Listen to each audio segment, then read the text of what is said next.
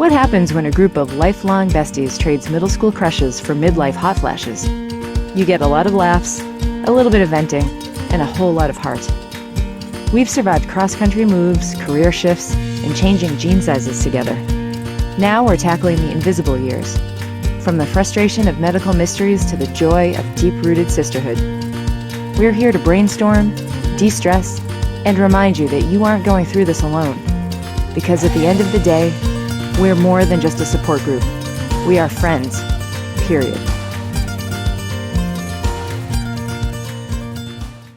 Hey everybody, welcome to, the third episode of Friends, Period podcast. We're trying a new format today, so bear with us as we start. I'm springing a topic on everybody. It's been something that's been sitting with me kind of awkwardly for the past couple of days. Moving to the South means everybody speaks a little differently and addresses people a little differently. And what I'm hearing every day, all day, is a polite way of addressing me, which is thank you, ma'am, yes, ma'am, no, ma'am. But more importantly, I had a student come into the room and ask if I like baseball. And I said no. And he said, oh, I just got all these baseball cards of these old dudes. And I figured because you're old, you'd know them. So my new thought on my brain is, am I really that old? Because everyone's calling me ma'am. In fact, somebody called me sir yesterday. Yes, sir. Oh, sorry, ma'am. But I know I feel old, but I don't know that that's the equivalent of old because I have an 83-year-old father who doesn't feel old. So I'm super curious how you guys are all navigating that. Are you noticing the thank you, ma'am? Yes, ma'am. Those of you kids, like, how are you addressed by the young people today? It's a good one. I feel like it wasn't that long ago that I was being carded for drinks, maybe like 10 years ago in our 30s. And now I feel like nobody would think of doing that. So there must have been a whole lot of change over the last 10 years. But I think when we're looking at ourselves, we just don't see it. So maybe we are. But I don't feel like we're that old. I feel like something has shifted lately because I suddenly am feeling conscious of like being older than people at work or feeling older than people at work. And I never, I know, granted, I wasn't, time has gone on and there was a time I wasn't older than people at work, but I don't know. It's like a clear shift where now I'm just like very conscious of it. And I, on one hand, feel like I shouldn't be the age I am, and I don't feel it. But then other times I do feel my age. I catch like the dreaded, if you accidentally like have your camera on selfie mode and you get that dreaded like vision of yourself and like, or like in a Zoom meeting or something, you're like, oh God, filter, Right. So I don't know. Or you have to use the flashlight on your phone to read the menu. All the That's time. my favorite. Yes. I just started carrying readers in my bag for that very reason. And now it's readers and a flashlight. We were just actually talking about that yesterday with some friends. And it's near impossible. Everyone at the table at the same time, all of us doing this. I'm like, well, at least we're all the same age-ish that we're all doing this with the menus, moving them further away from our face. But to your point, Erin, video calls I think are the worst. Because I can't help but sometimes I'm distracted by like I don't kind of want to see myself, and I don't know. I also started to notice recently, if I look back at pictures from let's say 10 years ago, even 8 years ago, I can now like see a difference in myself that I don't think I always saw before. I was like, oh, I still look like that, and now I'm like, that's questionable. Maybe I don't look like that anymore.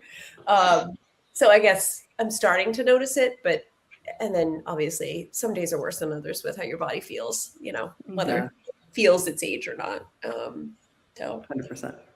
Yeah.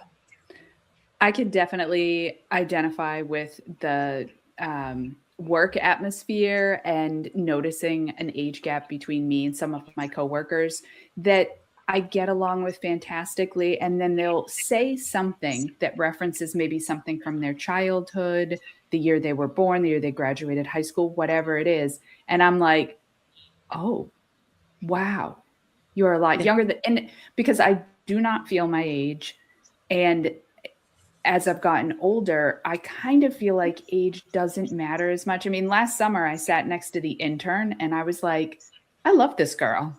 I want to eat lunch with this girl. I want to hang out with this girl. She's so much fun. And she was 20. But one of the things that I've been looking at recently, like, I'll look at like clothes, and almost everything I come across, I'm like, that's not, I can't wear that. That's not appropriate for my age. So that's like one half of my brain. And the other half of my brain is like, you only live once. Like, it's not like it's a mini skirt. Like, why can't you wear that? Right. Wear the outfit. Exactly. So I don't know. And then I start thinking, this is how people get eccentric and become weird crazy old people. We can channel our inner Tammy and wear all the crazy clothes. Yeah. Why not? Yeah, but you guys have the benefit of having had some very fashionable parents. Like I remember Erin and Meg. Did you meet my parents? No, well, your parents might have been more on like the side of my parents, where they were just very practical. But like Erin and Megan, your moms were like always very fashionable and always very pulled together and always very on trend. That's my memory. I don't know. Am I right? Yeah, I think my mom still is. Yeah. Yeah. So, I mean, you have that to go on. I'm just like flying by the seat of my pants because my mom has never cared what she's worn or what she's looked like. And I mean, today I look like I subscribe to that, but usually I will try a little bit. And there's something freeing about that. Like clothes, I've heard people, I get up in the morning, I don't really have a lot of time. Maybe I've laid out my clothes the night before, maybe I haven't. But it's kind of like a rush to get out the door. And sometimes I'm like, I just need to look nice. I don't need to look trendy or fashionable or, like jeans and a sweater. Let's go. Like it's kind of almost utilitarian. Mm-hmm. I don't know. Maybe we all need uniforms. Well, I say that all the time. If we could have sort of the, futuristic, everyone has like a one-piece jumpsuit in the color of like whatever industry they're in, like I'm in education. To be clear, not in I'm fine with that. We're all Like not just to not have, to not have the stress of what am I going to wear. Although, I agree that I've gotten less, kind of picky or worried about it. I kind of have my standard, pants or like a skirt or something, and then maybe like some kind of like a tank top or something with a sweater in the winter. And then in the summer, maybe it's just a lighter sweater. Because here's the other thing. Work drives me nuts because in the winter, it's 1,000 degrees. Mm-hmm. And in the summer, it's like 2 degrees. So I feel like I'm always struggling with, it's layers all the time. It has to be layers all the time. Because I don't know, what is like a range of 1,000 degrees that it could be in my office. God forbid a hot flash. And that too. Hormones and yep. They say at my school that they fixed the air conditioning last week, and I've gone to several other people. And I was like, I don't know what your idea of fixed is, but I know I'm not having that many hot flashes. Like I'm having a few, and I know when they're me. Because I look around at other people, and that same child said to me, "You're sweating." I was like, "I know. I don't need you to be the outside voice of my head." I think this kid is quite the gem. I mean, what are the parents like? They taught him no filters? Correct. Yes. Was it the same kid? 7th grade. Yes. This is the same kid. Same kid. Okay. I think we've identified the problem. It's not our age. It's not our wardrobe. It's this particular kid. This kid. They're funny because like I feel like I have moments of trying to remember like what were we like at that time. And when you were just talking about like the different pieces that you might wear to work or the different layers that you might wear, I sort of caught a glimpse of what we're all currently wearing. And do you guys remember at the end of middle school we all wore our Varney t-shirts, but backwards. Oh gosh. Yes. Yes, I have pictures of that. And I started to worry that I imagined that because I feel like we were the only people who did that. We So may have. I'd be like, did we remember it. really do that? Am I imagining that? Oh no, we did. But my middle schoolers do the same thing. Like a couple kids will walk down the hallway and will be like, "You're wearing the same thing." And I was like, "Oh, I actually remember doing that. I remember being like, your jean skirt and I'll wear my Champion sweatshirt and like that'll be our uniform." But it's such an easy way to like know who your people are. Again, to speak to that, like being the older one at work, I've found that I'm now like the one that people want to visit and come and tell their problems to. And I'm like, I'm not Miss Miyagi. Like, I don't know how to help. I'll listen, but I don't have any solutions for you. So I feel like there's that added pressure of like, well, you've been here for a long time. You've been doing this for a long time. I'm like, yes, please don't remind me.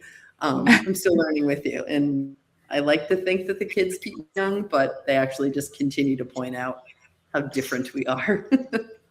Lisa, what's your take on kids pre-COVID and post-COVID? Because I mean, I think, it seems like it's obvious, like, oh, well, they're going to be changed, and you hear a lot of stories of the lack of attention and like how accelerated all of that is. And, but as a teacher, you're seeing that firsthand?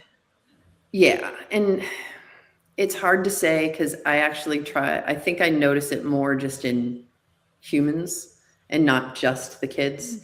Because like I can look at certain moments and be like, I know exactly what you missed. Like depending on how old you are, what grade you were in when you got sent home, and what grade you then went to school, online. And you hope that your future doctor wasn't trained online. But my kids right now, because they're middle school, they missed like that second, third grade time frame, which is a big deal. And it's very different than like my nieces who missed 8th grade, right? So like, depending on which year you kind of missed changes everything. But I notice it more in adult interactions of like, some people are trying to overcorrect and say like, I don't want to communicate online anymore. And then some people are like, but I need that record of whatever we've talked about. I'm that person. Like I want to approach you with an email list of all of my questions, so that I can have the answers to think about. And there's like these two extremes. I either want nothing to do with the computer or I want everything to do with the computer. And I feel like that's been the biggest change for the kids because they can't type. My son quit 2nd grade during COVID. Yeah. I was lucky enough at the time not to have been laid off or furloughed. But I also took on like 2 or 3 other teams. And so work was a little stressful to say the least. And I'll never forget the day he like marched into my office and he threw his Chromebook and he's like, "That's it, I quit." And I was like, well, that's a problem for later. But it's like that night I'm on the phone with the teacher who I'm like, well, he quit. Like, I don't know what to tell you. He quit. And she's like, well, he's not the only one. So, like, I think, and I've had teachers tell me because my kids were 2nd and 3rd grade during COVID. Mm-hmm. Yeah. I noticed it a lot more with my daughter who's in 3rd grade than I do with my son who's in 2nd. And so sometimes I think that's just the student, but I can see how those were pivotal years. My oldest was a few years older. He was already in 6th grade. So didn't really see a ton of setback there, but to your point, but certainly back to the conversation about age and work, the last 2 companies I worked for, the owners of the company have been significantly younger than me. By like 15 plus years.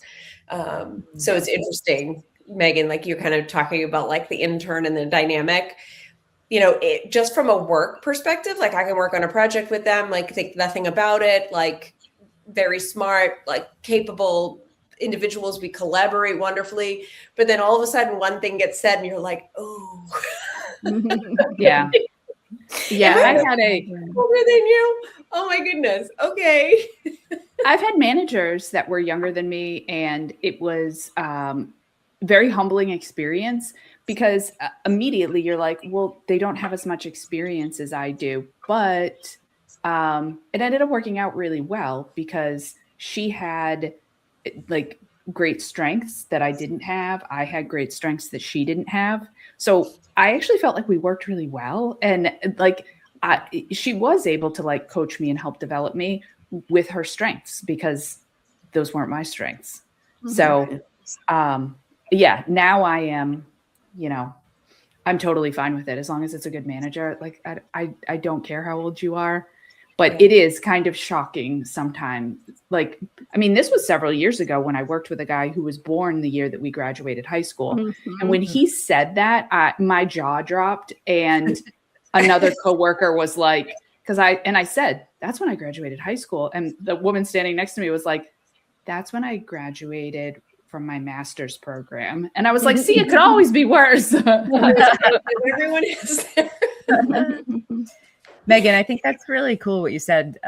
It's a reminder to kind of go into situations with that open mind, because I think, I don't know, speaking for myself, it's really easy to go into a new relationship with sort of like, with your guard up, or thinking, or like immediately jumping to that, like, well, I know more than you, or you know more than me, and therefore now I'm going to be insecure, or vice versa. It's bringing all that baggage in, and like to your point, if you can go into it with an open mind and appreciate, the other person's strengths and vice versa, then something really good comes of it.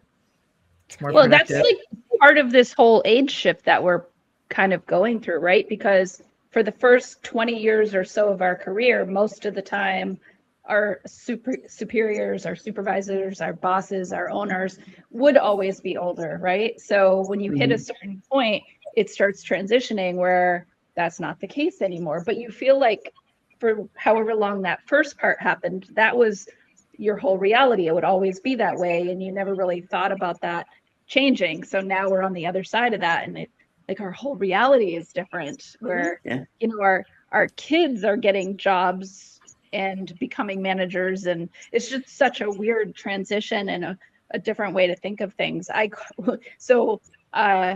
For those of you who don't know me, I own a food business, and we just started selling alcohol and some of our specialty drinks, and we operate out of a ballpark. So this past weekend we had our opening weekend, and now we're carding people. So I've told all of our staff, like, if they look under 40, we're carding them. So I'm trying to adhere to the same rule myself. And I carded this one guy. I thought he looked pretty young. And I looked at it, and he was born the year I graduated college. And I was like, wow, he was like way older than 21. And I was like, damn it, we are getting old.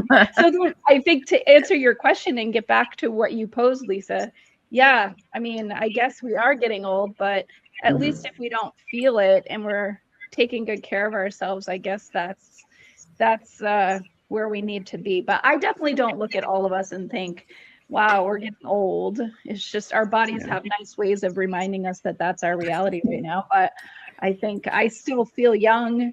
The dumbest thing to say is I still feel young in spirit, but it's true. Like, I don't feel like an old person. I don't feel like a fuddy-duddy. I actually, in many ways, I'm having more fun now than I've ever had before.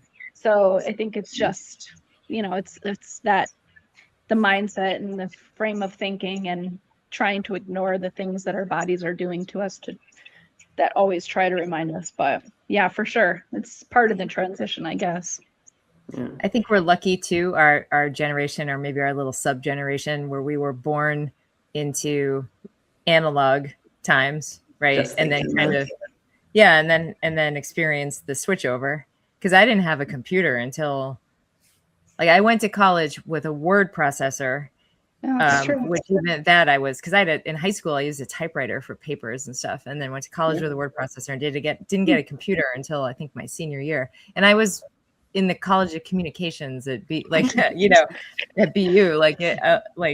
edge. I'm like, oh, I have to go to the computer lab. What is that?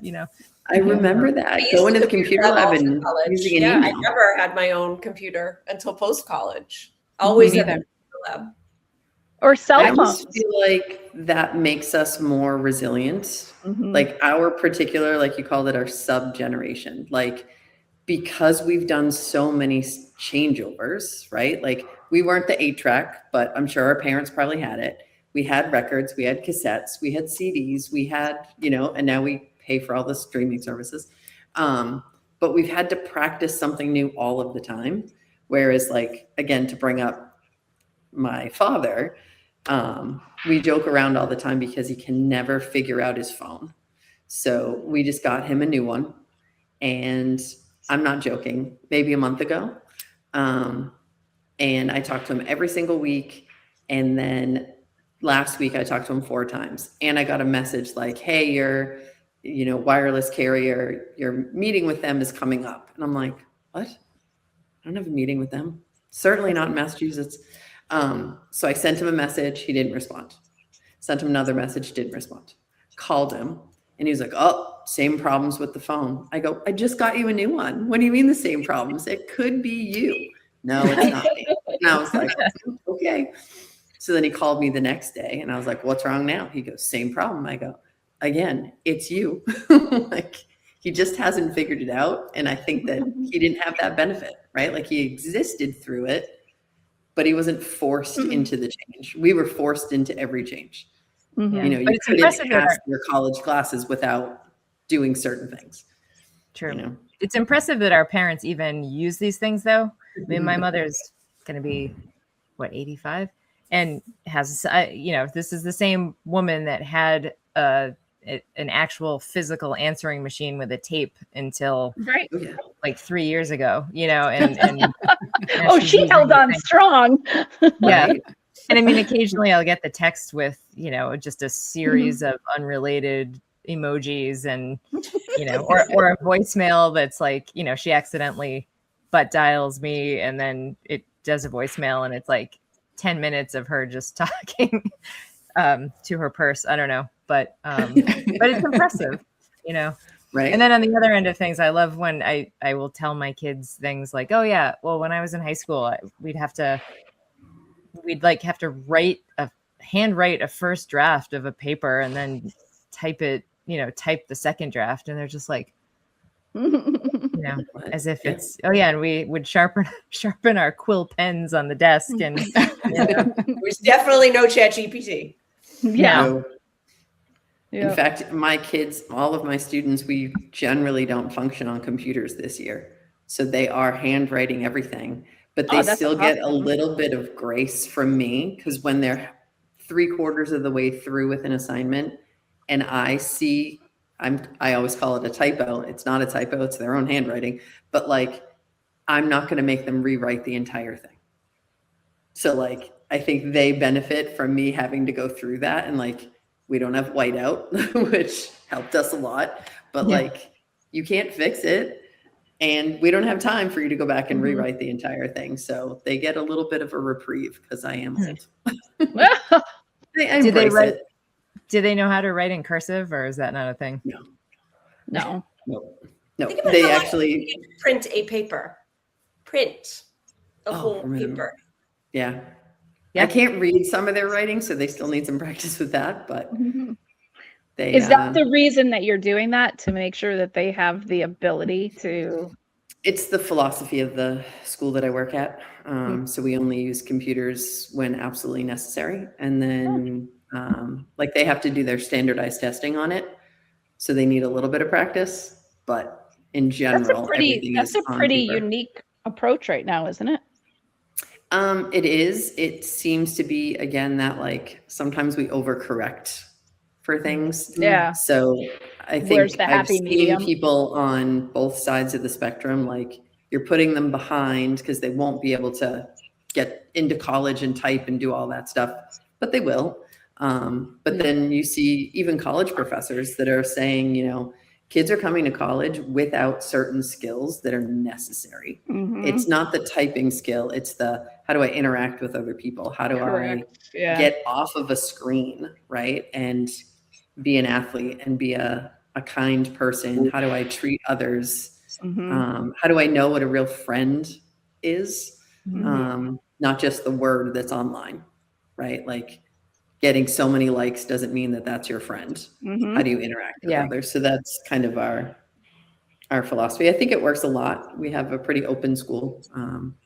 Again, channeling my inner Tammy with the environment, but yeah, they keep me young in a sense that I played basketball with them yesterday, and sometimes they're like, "Whoa, you can actually shoot."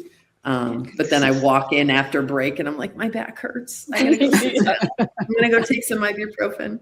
Or I wake up the next morning and I'm like, oh, what did I do that for? Yeah. Like I ran a mile with the kids yesterday.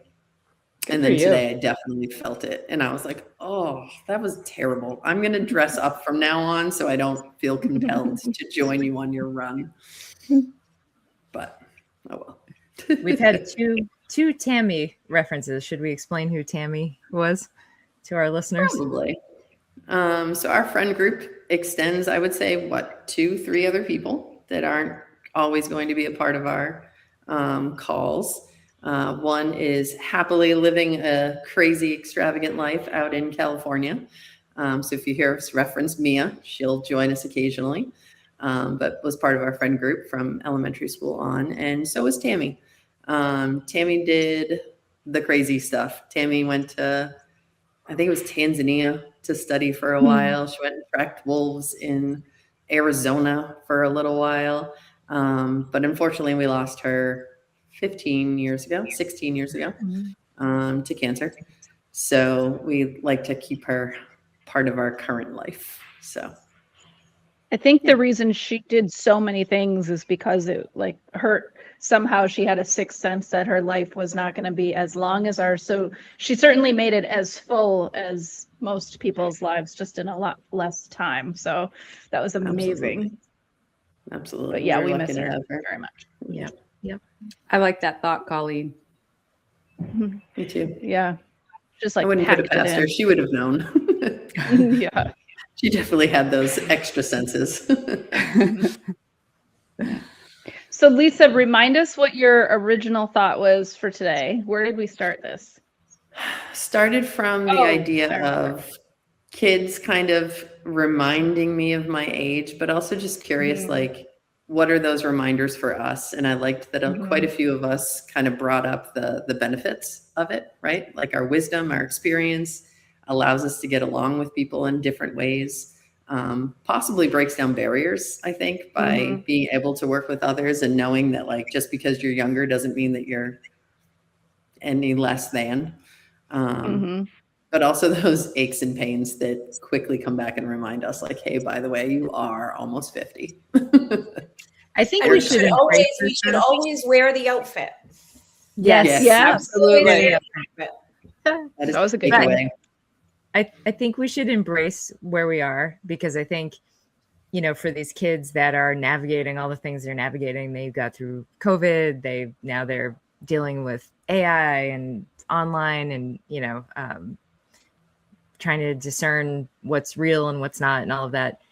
Because we did have that history of not growing up with this, but still understanding it now. We can kind of be those stewards or be that like coherent presence that can like be the sounding board. Like, you know, Lisa, you were saying people are coming to you now looking for advice. Like, let's embrace that. And we can give good advice. Like, okay, this is how you can get through this, because we have those skills that we were able to hone before things got really, really whack in this world. And you know what? And I think that that's kind of where this all came from, is we have these conversations. Sometimes it's just one-on-one. Sometimes it's sitting around Megan's table.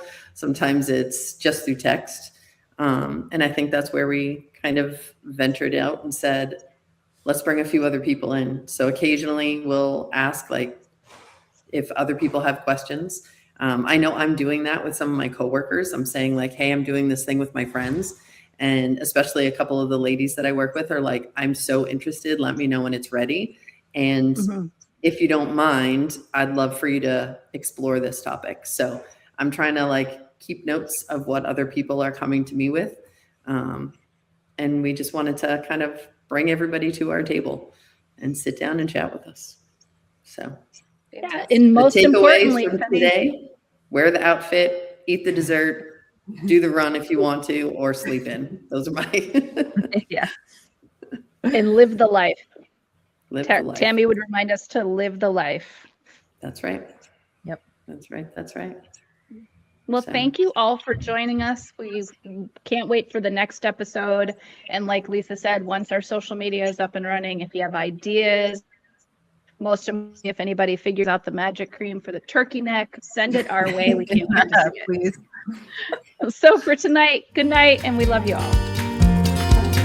Bye, everybody.